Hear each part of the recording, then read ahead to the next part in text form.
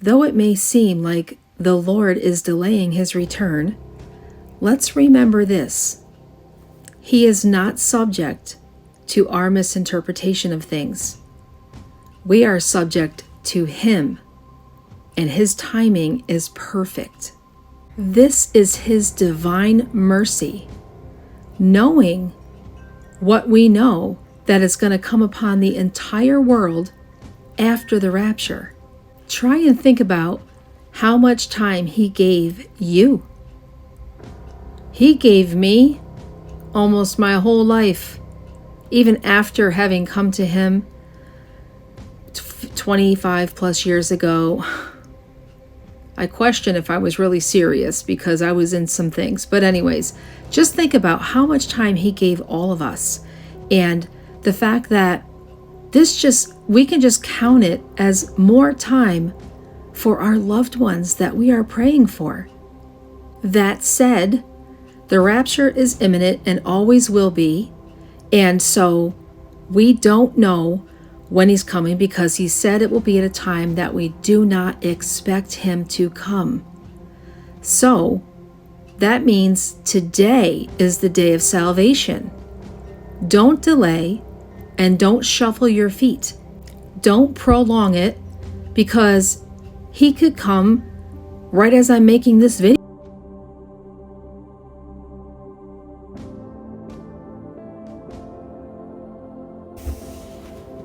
Gotcha.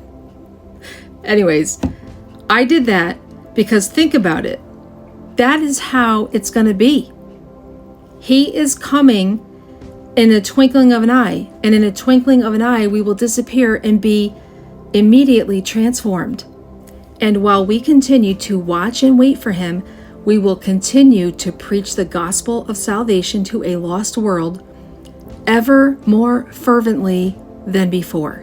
Because we know with each passing day, we are that much closer. So we will continue to watch the events unfolding all around us, watching the rise of this global government and the rise of the beast.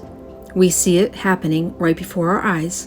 And we know that the man of lawlessness is about to come onto the scene. And we have 3.5 months left in 2023. And what do we see happening? What's left to happen in 2023? So we have the UN SDG Summit, Covenant with Many. Today is the 26th, and it's supposed to be the last day of that. And while we see many nations coming into this agreement to push forward through implementing their goals to get to their Agenda 2030, which is 7 years, we know that it's one chaired person. One person has to be the one to confirm that covenant because it has to be confirmed by the Antichrist. That could happen today. It could happen tonight. He could come tomorrow and confirm it. It could happen between now and COP28.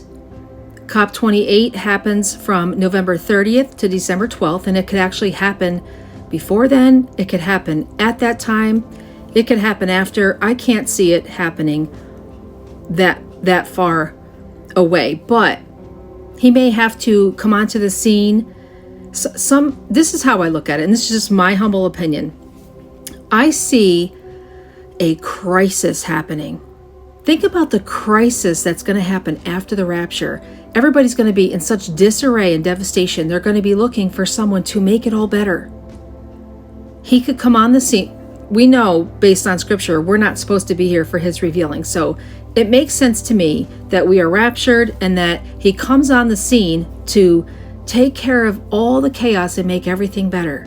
At that time, that could be the time that he confirms this covenant to, now we really got to push forward and make the world right again because of all this chaos. So that's just my humble opinion. So that's just what's left for 2023. Now, BRICS is supposed to be in implementation, I believe, January 1st of 2024. And I don't know if you all saw it. I put videos up in the past back in May when Congresswoman Michelle Bachmann went to Geneva for the World Health Organization Summit, where they are building their platform to global government that will affect your life and your health of yourself and your whole family. And it's supposed to be implemented in May of 2024. So as you can see, there's not a whole lot left to take place. And we see this global system, this beast rising right before our eyes. And the Lord said that when we get to this moment in time, it will happen quickly. Things will escalate very quickly. And we see it happening now. So this might not even be the Lord delaying. It's just not time yet. Again, what we do know is his timing is perfect. We also know that he said he was going to prepare a place for us in his Father's house. And he also said he was going to come back for us. We also know that by Revelation 3:10 through 13 being prior to the tribulation, and chapter 4 is John's vision, which is kind of like a mirror of the rapture, of him being caught up and seeing the church in the throne room. Let me just read.